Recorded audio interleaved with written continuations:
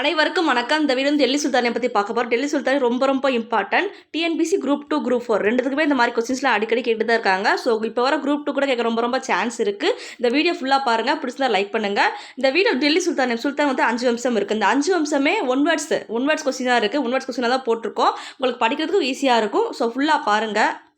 டெல்லியை ஆண்ட சுல்தானி வம்சம் மொத்தம் 5 வம்சம். அடிமை, கில்ஜி, துக்ளக், சையது, லோடி. இதுக்கு ஷார்ட்கட் வந்து ஏடி ஏகே. ஏகேனா அடிமை, கில்ஜின்னு வந்துருச்சா. அதுக்கப்புறம் டிஎஸ்எல் சொல்லி வச்சுக்கோங்க. டிஎஸ்எல் துக்ளக், சையது, லோடி. அப்போ ஏகே டிஎஸ்எல்லாம் சுல்தானியம், டெல்லி சுல்தானியம் சொல்லி ஞாபகம் வச்சுக்கோங்க. அப்போ ஏன்னா அடிமை வம்சம் வந்து 1206 1290 வரைக்கும் இயர்ஸ் வந்து. நெக்ஸ்ட்டு கில்ஜி வந்து 1290 1320ன்றாங்க. அப்புறம் டிஎஸ்எல் இருக்குது. துக்ளக், சையது, லோடின்னு 3 இருக்குது. துக்ளக், சையது, லோடி. துக்ளக் வந்து 1320 1414 வரைக்கும்.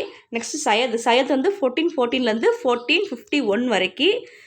லோடி வம்சம் வந்து 1451 1451 1526 வரைக்கும். அப்போ லோடி வம்சம் எப்போ ஸ்டார்ட் ஆச்சுன்னு கேட்டாங்கன்னா, எப்போ ஸ்டார்ட் ஆச்சுன்னா 1206 ஸ்டார்ட் ஆகி எப்போ முடியுதுன்னா 1526 முடியுது. அதாவது 1206 ஸ்டார்ட் ஆகி 1526 முடியுதுன்றாங்க. இது டெல்லி சுல்தானே ஃபுல்லாகவே. நெக்ஸ்ட்டு சுல்தான்களின் அமைச்சரவை குழுவின் பெயர். இது கேட்க சான்ஸ் இருக்குது. ஸோ நல்லா படிச்சுக்கோங்க. வசீர்னா பிரதம அமைச்சர் மற்றும் நிதி அமைச்சர். பிரதம அமைச்சர் நிதி அமைச்சரை தான் வசீர்னு சொல்கிறாங்க. திவான் ரிசாத்னா வெளியுறவு அமைச்சர். வெளியுறவு அமைச்சர் வந்து திவான் ரிசாத்ன்றாங்க. சுதர் சாதர்னா இஸ்லாமிய சட்ட அமைச்சர். இஸ்லாமிய சட்ட அமைச்சர்ன்றாங்க. திவானி இன்சானா அஞ்சல் துறை அமைச்சர். திவானி அர்ஸ்னா பாதுகாப்பு அல்லது படைத்துறை அமைச்சர்ன்றாங்க. காசி உல் கசாத் நீதித்துறை அமைச்சர். இதை அப்படியே படிச்சுக்கோங்க ஃபுல்லாக. ஃபஸ்ட்டு அடிமை வம்சம் வந்து ஸ்டார்ட் ஆகுது. அடிமை வம்சம் யார் தோற்றுச்சிருக்காங்க? குதுபின் ஐபக். அடிமை வம்சத்தை வந்து மாம்லுக் வம்சம் சொல்லுவாங்களாம். அது தோற்றுவிச்சது வந்து குதுப்தீன் ஐபக்ன்றாங்க. குதுப்தீன் ஐபக் எந்த மன்னரின் அடிமையாக இருந்தாலும் முகமது கோரி அடிமை தான் குதுப்தீன் ஐபக்ன்றாங்க. குதுப்பினாரை டெல்லியில் கட்ட ஆரம்பித்தவர் குதுப்தீன் ஐபக். குதுப்பினார் ஸ்டார்ட் பண்ணது யாருன்னா குதுப்தீன் ஐபக் தான். எங்கன்னா டெல்லியில். குதுப்பினாரை கட்டி முடித்தவர் ஸ்டார்ட் பண்ணாமல் குதுப்தீன் ஐபக். பட் முடிச்சவங்க யாருன்னா இல்துட்மிஷ்ன்றாங்க. குதுப்தீன் ஐபக் எந்த விளையாட்டு விளையாடும் போது இருந்தார்? அவங்க விளையாண்டு இருக்கும்போது இறந்தாங்களாம். அது எந்த விளையாட்டுனா போலோ. இது இம்பார்ட்டன்ஸ் போலோன்றது. குதுப்தீன் ஐபக் எவ்வாறு அழைக்கப்படுகிறார்? லாக் பாக்ஷா லட்சங்களை அள்ளி தருபவர் யாருன்னா லாக் பாக்ஷா தான் குதுப்தீன் ஐபக்ன்றாங்க. இல்துட்மிஷ் வெளியிட்ட நாணயத்தின் பெயர் என்னன்னா டங்கா ஜிடால் 2 நாணயம். டங்காலாம் வெள்ளி நாணயம்ன்றாங்க. ஜிடால் வந்து செம்பு நாணயம். இது ரெண்டுமே அரபு மொழியில் சொல்கிறாங்களாம். அரபு மொழியில் 40 பேர் குழு என்ற குழுவை உருவாக்கியவர். 40 பேர் ஒரு குழு உருவாக்கியவர் யாருன்னா இல்துட்மிஷ். இதுவும் இம்பார்ட்டன்ட். 40 பேர் குழுவை ஒழித்தவர் இன்ட்ரடியூஸ் பண்ணாங்க வந்து இல்துட்மிஷ். பட் யார் அதை ஒழிச்சாங்கன்னா பால்பன். இந்த மாதிரி 40 பேர் குழு, ஏன்னா அவங்க நல்லாவே இல்லை. ஸோ இந்த மாதிரி பண்ணுறனால அது ஒழிச்சிட்டாங்களா யார்? பால்பன். குதுப்பினார் யார் நினைவாக கட்டப்பட்டது? இந்த குதுப்பினார் வந்து யார் நினைவாக கட்டப்பட்டதுன்னா குதுப்பின் தீன் பக்தியார் நினைவாக தான் கட்டப்பட்டது குதுப்பினார்.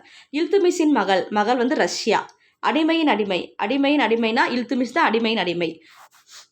முகமது கோரியோட அடிமை வந்து குதுப்தீன் ஐபக். அதே மாதிரி அடிமையின் அடிமையானா இல்துட்மிஷ்ன்றாங்க. டெல்லியை ஆண்ட முதல் பெண் அரசி ரஷ்யா தான். இல்துட்மிஷோட மகள் தான் ரஷ்யா. அவங்க தான் ஃபர்ஸ்ட் டெல்லியை ஆண்டிருக்காங்களாம், பெண் அரசி. பால்பன் எந்த கோட்பாட்டில் நம்பிக்கை உடையவர்னா தெய்வீக உரிமை கோட்பாடுன்றாங்க. பைபோஸ் என்பது என்னன்னா மன்னரின் காலை முத்தமிட்டு வணங்குதல். மன்னரோட காலை முத்தமிட்டு வணங்குதல் பைபோஸ்ன்றாங்க. பைபோஸ் முறையை கொண்டு வந்தவர் பால்பன் தான் அதை இன்ட்ரோடியூஸ் பண்ணியிருக்காங்க. இந்திய கிளி அமீர் குஸ்ரு. இதுவும் இம்பார்ட்டன்ட். இந்திய கிளி யாருன்னா அமீர் குஸ்ரு. அடிமை வம்சம் ஃபுல்லாக முடிஞ்சு. இப்போ கில்ஜி மரபு வந்து தோற்றுவிச்சது ஜலாவுதீன் கில்ஜின்றாங்க. ஜலாவுதீன் கில்ஜி எவ்வாறு அழைக்கப்படுகிறார்? ஜலாவுதீன் கில்ஜி வந்து எப்படி அழைக்கிறாங்கன்னா கருணை உள்ளம் கொண்ட ஜலாவுதீன் கில்ஜி. கருணை உள்ளம் கொண்டவர் யாருன்னா ஜலாவுதீன் கில்ஜின்றாங்க.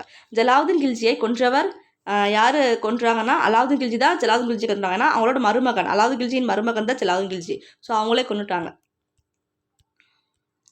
அலாவுதீன் கில்ஜியின் படைத்தளபதி யாருன்னா மாலிக் கபூர். அலாவுதீன் கில்ஜி தம்மை எவ்வாறு கருதினார்? கடவுளின் பிரதிநிதியாக கருதினார். யார்? அலாவுதீன் கில்ஜி. குதிரைகளுக்கு சூடு போடும் முறையை முதலில் அறிமுகப்படுத்தியது அலாவுதீன் கில்ஜி தான். குதிரைகளுக்கு சூடு போடும் முறையை முதலில் அறிமுகப்படுத்தியதான அலாவுதீன் கில்ஜி. இது இம்பார்ட்டன்ட், ஸோ குறித்து வச்சுக்கோங்க. ராமேஸ்வரம் வரை படையெடுத்து வந்த டெல்லி சுல்தான் யாருன்னா அலாவுதீன் கில்ஜி. ராமேஸ்வரம் வரைக்கும் போயிருக்காங்களாம் படையெடுத்து, யாருன்னா அலாவுதீன் கில்ஜின்றவர். நிரந்தர படையை உருவாக்கிய முதல் சுல்தான், நிரந்தர படை இருக்கணும் அப்படின்னு சொல்லி ஃபஸ்ட்டு உருவாக்கிருக்காங்க யாருன்னா அலாவுதீன் கில்ஜி தான் உருவாக்கியிருக்காங்கன்றாங்க. அங்காடி பொருட்களின் விலையை கட்டுப்படுத்தி நினைத்தவர் அலாவுதீன் கில்ஜி. இதுவும் இம்பார்ட்டன்ட். அங்காடி பொருட்கள் யார் இன்ட்ரடியூஸ் பண்ண விலையை இதை கட்டுப்படுத்துறாங்களா யாருன்னா அலாவுதீன் கில்ஜின்றவர். நல்லதும் படிக்கிறாங்க கெட்டதும் படிக்கிறாங்க. ஸோ அதான் அலாவுதீன் கில்ஜி. ஃபஸ்ட்டு கொண்டுட்டாங்க, அதுக்கப்புறம் அங்காடி பொருள் அந்த படி அது இன்ட்ரடியூஸ் பண்ணிருக்காங்க, நல்லது பண்ணியிருக்காங்க. நெக்ஸ்ட்டு துக்ளக் சையத் ரெண்டுமே பார்த்துருவோம். துக்ளக் வம்சத்தை தோற்றுவிச்சார் கியாஸ்தீன் துக்ளக். அவங்க பேர்லேயே வந்துடும், ஸோ அப்பயே தெரிஞ்சு இது துக்ளக் வம்சம் இன்ட்ரடியூஸ் பண்ணாங்கன்னு சொல்லி. கியாஸ்தீன் துக்ளக். முகமது பின் துக்ளக்கின் இயற்பெயர் ஜூனா கான். முகமது பின் துக்ளக்கின் இயற்பெயரான ஜூனா கான். இது இம்பார்ட்டன்ட், ஸோ குறித்து வச்சுக்கோங்க. முகமது பின் துக்ளக் தலைநகரை டெல்லியிலேருந்து எங்கே மாற்றிட்டாங்கன்னா ஃபஸ்ட்டு டெல்லி வந்து லாகூரில் இருந்துச்சு. அதுக்கப்புறம் டெல்லியிலேருந்து எங்கே மாற்றுறாங்க, தேவகிரிக்கு மாற்றுறாங்க. முகமது பின் துக்ளக் எந்த நாணயங்களை வெளியிட்டார்? செப்பு நாணயங்கள்றாங்க. முகமது பின் துக்ளக் வழங்கிய விவசாய கடனின் பெயர் தக்காவி. அதோட நேம், விவசாய கடனோட நேம் என்னதுன்னா தக்காவின்றாங்க. பூரி ஜெகநாதர் கோயிலை அழித்தவர் பூரி ஜெகநாதர் கோயில். இது இம்பார்ட்டன்ட், ஸோ குறித்து வச்சுக்கோங்க. பூரி ஜெகநாதர் கோயிலை அழித்தவர் யாருன்னா ஃப்ரோஷ் துக்ளக்ன்றது. துக்ளக் மரபிற்கு பின் டெல்லியை ஆண்டவர்கள் சையது மரபினர்கள். சையது மரபு தான் ஆண்டிருக்காங்கன்றாங்க. சையது மரபை தொடங்கியவர் கிசிர்கான். சையது மரபை யார் தொடங்கினாங்க? கிசிர்கான். நெக்ஸ்ட் லோடி, அதாவது முடிஞ்சு துக்ளக் சையது முடிஞ்சு. இப்போ லோடி. டெல்லியை ஆண்ட சுல்தானில் கடைசி தான் லோடி. ஏகே டிஎஸ்எல்னு சொன்னீங்கன்னா அதில் அப்போ டிஎஸ்எல் எல்லுனா லோடி, அப்போ தான் லாஸ்ட் வம்சம்ன்றாங்க. டெல்லி சுல்தானின் கடைசி வம்சம் எதுனா லோடி வம்சம் தான். டெல்லியை ஆண்ட சுல்தானின் கடைசி மரபு லோடி மரபுன்றாங்க. லோடி மரபை தோற்றுவித்தவர் பக்லுல் லோடி. இந்த லோடி வந்துருச்சு, அப்போ நேம்லேயே அவங்களோட வம்சம் வந்துடும். கானா என்ற பட்டம் பெற்றவர் கானா யாருன்னா பக்லுல் லோடின்றாங்க. கானா என பட்டம் பெற்றவர் பக்லுல் லோடி. செனாய் இசையை மிகவும் விரும்பிய மன்னர் சிக்கந்தர் லோடி. அவங்களோட மகன் வர்றாங்க. டெல்லி சுல்தானின் கடைசி மன்னர் வந்து இப்ராஹிம் லோடின்றாங்க. இந்த டெல்லி சுல்தான் கடைசி மன்னர் யாருன்னா இப்ராஹிம் லோடி. கடைசி வம்சம்னா லோடி வம்சம், அதுவே கடைசி மன்னர்னா இப்ராஹிம் லோடின்றாங்க. முதல் பானிபட் போர் யாருக்கு இடையே ஏற்படுறதுன்னா இப்ராஹிம் லோடிக்கும் பாபருக்கும் இடையே. அதுக்கப்புறம் தான் முகாலய பேரரசு பாபர் வர்றாங்க.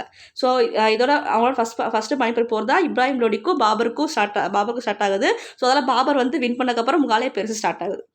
முதலாம் பானிபட் போர் எப்போது நடைபெற்றதா? ஃபஸ்ட்டு பானிபட் போர் வந்து கிபி 1526. இது இம்பார்ட்டன்ட், ரொம்ப இம்பார்ட்டன்ட். 1526. Thank you friends. இந்த மாதிரி ஒன் வேர்ட்ஸோட கொஸ்டின் வேணும்னா கமெண்ட் பண்ணுங்கள். Thank you friends.